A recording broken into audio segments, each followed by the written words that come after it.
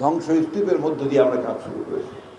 আমাদের হাতে আলোর চেরাগ নেই, সব ঘষা দিলাম আর সব ঠিক হয়ে গেল, এটা সম্ভব নয়। তাই আপনাদের অনুগ্রহ করে বলবো, বাংলাদেশের মানুষকে বলবো, আপনি সব সময় সঠিক সিদ্ধান্ত নিয়েছেন, এইবারও সিদ্ধান্ত সঠিকভাবে নিয়েছেন। আপনার ধর্মান্ধতার বিরুদ্ধে, সাম্প্রদায়িকতার বিরুদ্ধে আপনার রায় দিয়েছেন বিএনপিকে জয়যুক্ত করে। আজকে দুর্ভাগ্যক্রমে অনেক কথা উঠেছে দেশের রাজনীতির মধ্যে বিভিন্নভাবে। একটা কথা মানুষ আবার প্রমাণ করে দিয়েছে যে বাংলাদেশের মানুষ সাম্প্রদায়িকতায় বিশ্বাস করে না। এই বাংলাদেশের মানুষ সেই শক্তিকে কখনোই পছন্দ করবে না যারা ধর্মকে নিয়ে রাজনীতির খেলা খেলে, সেটা পছন্দ করবে না। বন্ধু, এই কথাগুলো আমাদের জোর দিয়ে বলতে হবে। আমরা বাংলাদেশের যে বৈশিষ্ট্য, বাংলাদেশের যে সত্তা, যে সোল, সেই সোলকে আমরা কখনো নষ্ট হতে দিতে চাই না। এখানে জঙ্গিবাদ, উগ্রবাদ, সাম্প্রদায়িকতা, এই বিষাক্ত বিষয়গুলোকে নিয়ে এসে আমরা বাংলাদেশকে কলুষিত করতে চাই না। আমরা সামনের দিকে এগিয়ে যেতে চাই। আমরা আমাদের দেশের অবস্থার পরিবর্তন করতে চাই, আমাদের অর্থনীতির পরিবর্তন করতে চাই। আমাদের যে এখন অসংখ্য বেকার আছে, শিক্ষিত বেকার আছে, তাদের কর্মসংস্থান সৃষ্টি করতে চাই। সাধারণ মানুষের মুখের অন্ন জোগাতে চাই, জিনিসপত্রের দাম কমাতে চাই, আরো কলকারখানা তৈরি করতে চাই। এই বিষয়গুলো করতে হয়, তাহলে পলিটিক্যাল স্টেবিলিটি, রাজনৈতিক স্থিতিশীলতা অত্যন্ত জরুরি। একই সঙ্গে আজকে যে ম্যাক্রো ইকোনমিক্স আমরা যেটাকে বলি, যে বৈজ্ঞতা সমগ্র অর্থনীতি, এটাকে আমাকে সঠিকভাবে এগিয়ে নিয়ে যেতে হবে। প্রিয় বন্ধুগণ, একটি দেশের পক্ষে 52 বছর, 56 বছর, 57 বছর কম সময় নয়।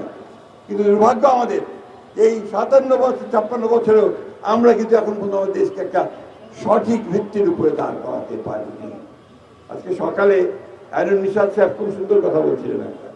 বলছে যে আমেরিকা এবং মেক্সিকোর মধ্যে তাদের নদী নিয়ে একটা সমস্যার সমাধান হয়েছে, কিন্তু হয়েছে সেটা 150 বছর পরে। 150 বছর সেটা নিয়ে যুদ্ধ হয়েছে, গোলমাল হয়েছে, কিন্তু আলোচনার মধ্যে শেষ পর্যন্ত 150 বছর পরে সমাধান হয়েছে। আমরা আশা করব, ভারত আমাদের প্রতিবেশী, সবচেয়ে বড় প্রতিবেশী।